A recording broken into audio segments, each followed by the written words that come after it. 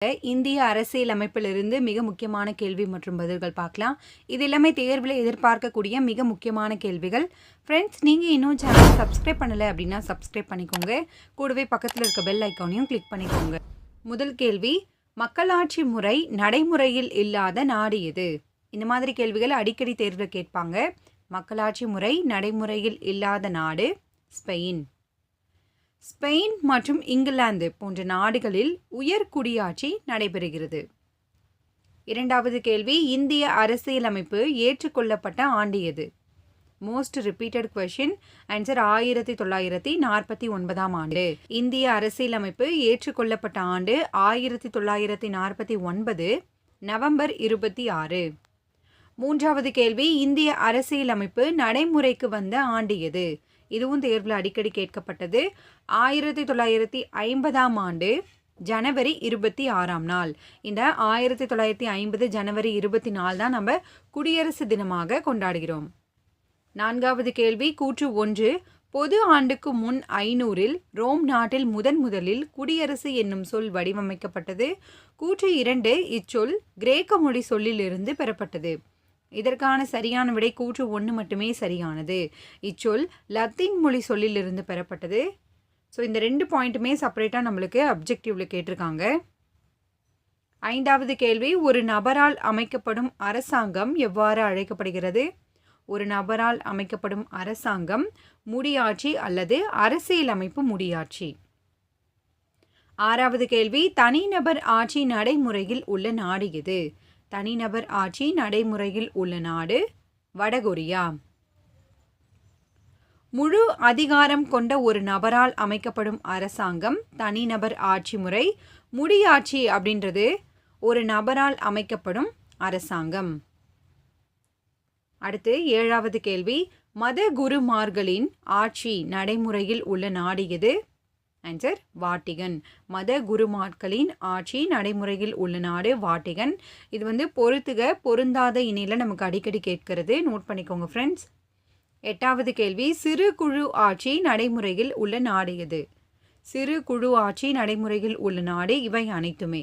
சீனா, முன்னாள் Soviet union, Venezuela.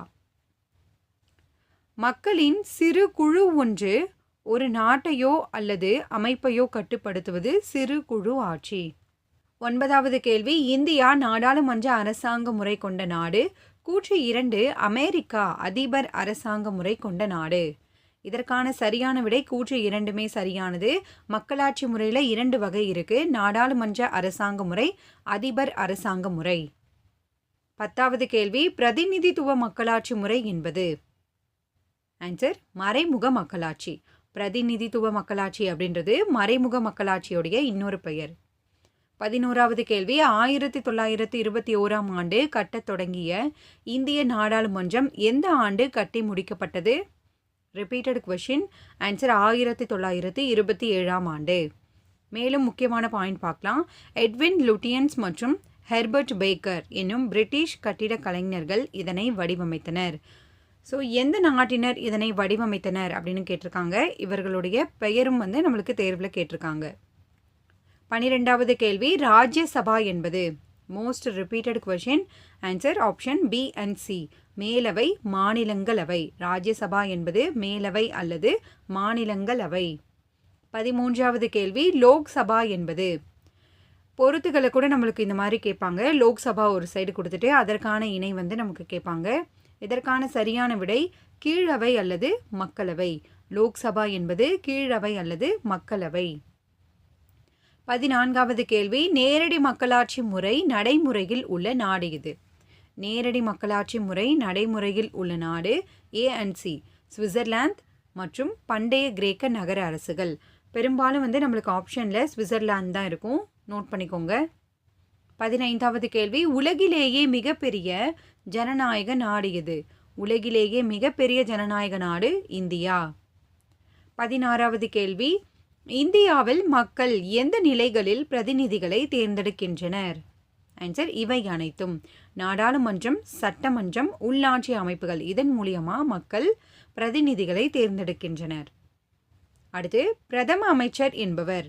பிரதம அமைச்சர் என்பவர் மக்களவையில் பெரும்பான்மையான உறுப்பினர்களின் ஆதரவு பெற்றவர். 18வது கேள்வி கூற்று 1 பிரதம அமைச்சரை குடியரசுத் தலைவர் நியமனம் செய்கிறார். கூற்று 2 குடியரசுத் தலைவருக்கு பிரதமர் பதவி பிரமாணம் செய்து வைக்கிறார். இதற்கான சரியான விடை கூற்று 1 மட்டுமே சரியானது. தேர்வில் அடிக்கடி கேட்கப்பட்டது. கூற்று 2 தவறானது. குடியரசுத் தலைவருக்கு பதவி பிரமாணம் செய்து வைப்பவர் யாருன்னு பார்த்தீங்கன்னா உச்சநீதிமன்றத்தின் தலைமை நீதிபதி. 19வது கேள்வி இந்தியா சுதந்திரம் அடைந்த பின்னர் மக்களவையின் முதல் பொது தேர்தல் எந்த ஆண்டு தொடங்கியது? ஆன்சர் 1951ஆம் ஆண்டு அக்டோபர் 25ஆம் நாள். 20வது கேள்வி இந்தியா சுதந்திரம் அடைந்த பின்னர் மக்களவையின் முதல் பொது தேர்தல் எந்த ஆண்டு வரை நடைபெற்றது? ஆன்சர் 1952 பிப்ரவரி 21ஆம் நாள். 21வது கேள்வி சுதந்திரம் அடைந்த பின்னர் முதல் தேர்தலில் 364 இடங்களில் வெற்றி பெற்று ஆட்சியை அமைத்த கட்சி எது? ஆன்சர் இந்திய தேசிய காங்கிரஸ். ரிப்பீட்டட் கொஸ்டின் இது. நாட்டினுடைய முதல் பிரதமர் யாருன்னு பார்த்தீங்கன்னா ஜவஹர்லால் நேரு. 22வது கேள்வி கூற்று 1 நாடாளுமன்ற மக்களவை உறுப்பினர்கள் 5 ஆண்டுகளுக்கு ஒரு முறை தேர்ந்தெடுக்கப்படுகின்றனர். கூற்று 2 இவர்கள் மக்களால் மறைமுக தேர்தல் மூலம் தேர்ந்தெடுக்கப்படுகின்றனர்.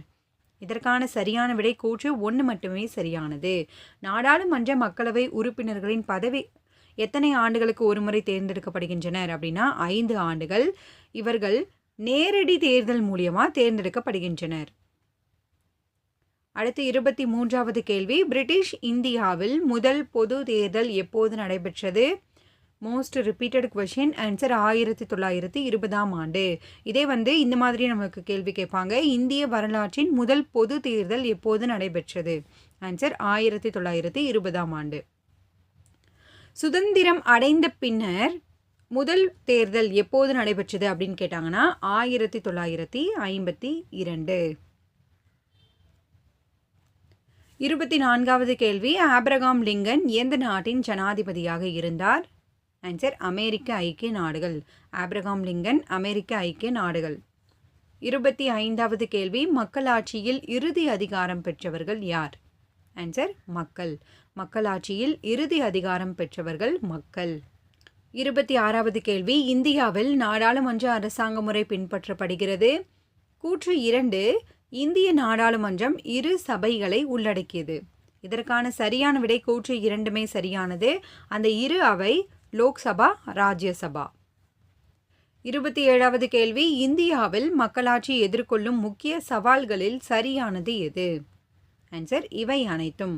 வறுமை, கல்வி அறிவின்மை, ஊழல், பாலின பாகுபாடு, பிராந்தியவாதம், சாதி வகுப்பு சமயவாதங்கள், அரசியல் குற்றமயமாதல், அரசியல் வன்முறை இவை எல்லாமே இந்தியாவில் மக்களாட்சி எதிர்கொள்ளும் முக்கிய சவால்கள்.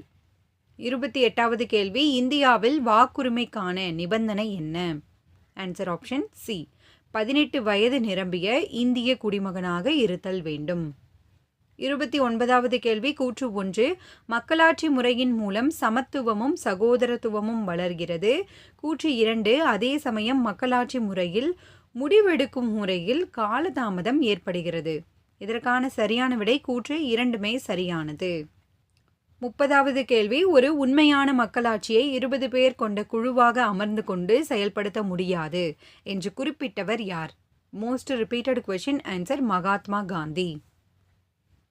கேள்வி நேரம். உங்களுக்கான கேள்வி இந்திய வரலாற்றில் முதல் பொது தேர்தல் எப்போது நடைபெற்றது? இந்த முக்கியமான கேள்விக்கான பதிலை கீழே கமெண்ட் பண்ணுங்க ஃப்ரெண்ட்ஸ். இந்த வீடியோ உங்களுக்கு யூஸ்ஃபுல்லாக இருக்குது அப்படின்னு நினச்சிங்கன்னா மறக்காமல் லைக் பண்ணி சப்போர்ட் பண்ணுங்கள். தேங்க்யூ.